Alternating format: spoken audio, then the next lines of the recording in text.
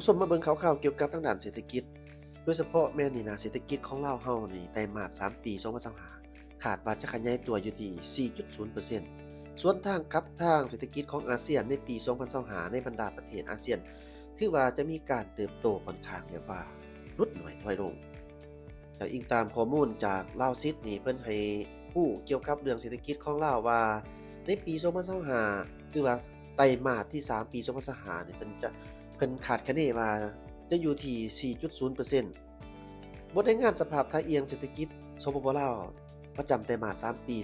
2025ได้ระบุว่าคาดว่าเศรษฐกิจแม้นจะสืบต่อฟื้นตัวและก็ขยายตัวในจังหวะที่ไวขึ้นกว่าเก่าที่ผ่านมาในนั้นองค์การกองทุนสากลหรือว่า IMF นี่ได้วิเคราะห์ว่าและก็ได้มีการคาดคะเนเกี่ยวกับทางสภาพเศรษฐกิจของโลกคาดว่าจะขยายตัวลดลงจาก 3.3% ในปี2024มาเป็น 2.8% ในปี2025ส่วนประเทศที่พัฒนาแล้วคาดว่าจะลดลงเล็กน้อยจาก 1.8% ในปี2024มาเป็น 1.4% ในปี2025และประเทศที่กำลังพัฒนาคาดว่าจะเป็นเศรษฐกิจที่จะมีการขยายตัวในจังหวะที่ช้าลงเมื่อหากเปรียบเทียบใส่ปี2024จาก 4.3% มาเป็นอยู่ที่ 3.7% ในปี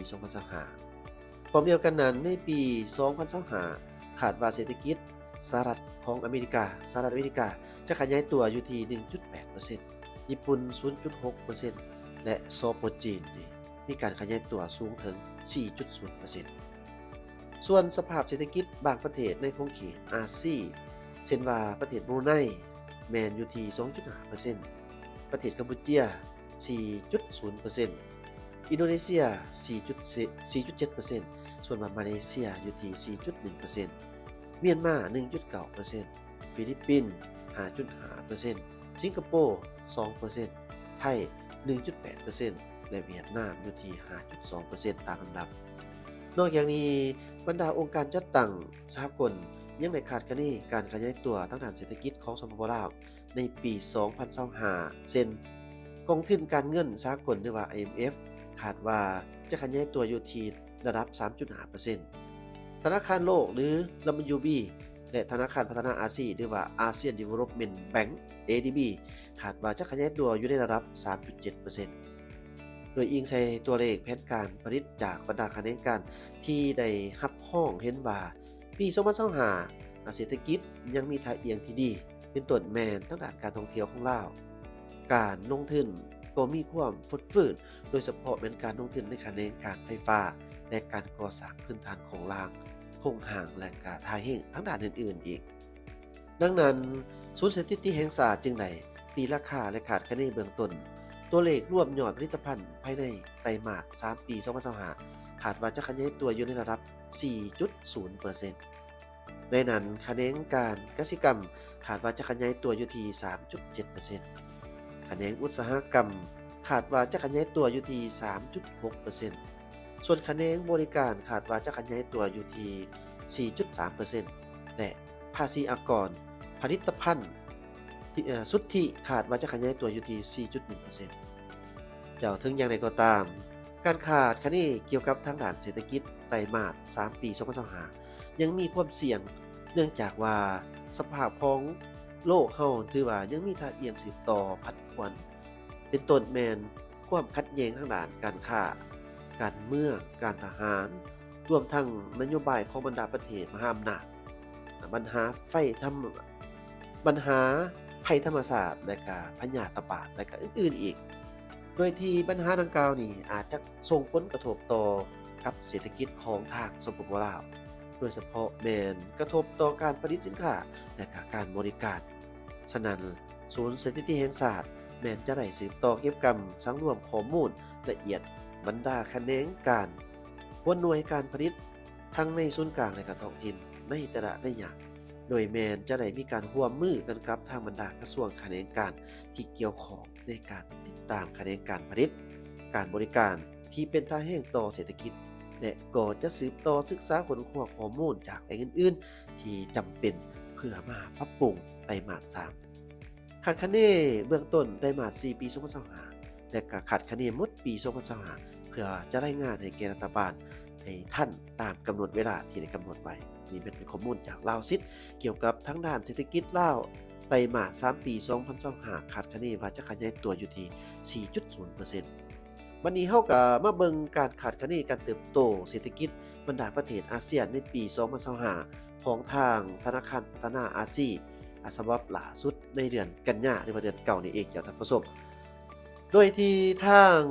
ธนาคารพัฒนาอาเซียนเองนี่แม่นว่าได้มีการปรับลดคาดคะเนการเติบโตทางด้านเศรษฐกิจของอาเซียนหรือว่า Southeast Asia เฮานี่ลงจาก 4.7% มาเป็นเพียงแต่ 4.3% ในนี้ทางสปปลาวเองมันจะเติบโตแม่น 3.7% โดยมีเวียดนามเติบโตอยู่ที่ดีที่สุดเนาะถือว่า 6.7% จากบทรายงานการคาดคะเนการพัฒนาของทางธนาคารพัฒนาอาเซียนหรือว่า ASEAN Development Bank ฉบับเดือนกันยายน2025ของทางธนาคารพัฒนาอาเซียนหรือว่า ADB แม่นว่าได้ปรับลดการเติบโตทางด้านเศรษฐกิจอาเซียนในปี2025ลงจาก 4.7% มาเป็น 4.3% โดยที่เศรษฐกิจในภาคพื้นอาเซียนตะวันออกเฉียงใต้แม่นกำลังประสบกับความท้าทายในท่ามกลางความต้องการการบริโภคของโลกที่อ่อนแอลงและก็ความบ่แน่นอนทั้งด้านการค้าที่มีความเพิ่มขึ้นการเติบโตในอนุภาคพื้นคาดว่าจะอยู่ในอัตราเพียงแต่ 4.3% สำหรับปี2025และปีหน้าแม้นว่าจะลดลง 0.4% เมื่อเทียบใส่การคาดคะเนในเดือนเมษายนที่ผ่านมาในนี้เวียดนามแม้นว่าจะมีการเติบโตได้ถึงสูงถึง 6.7%เพิ่มขึ้น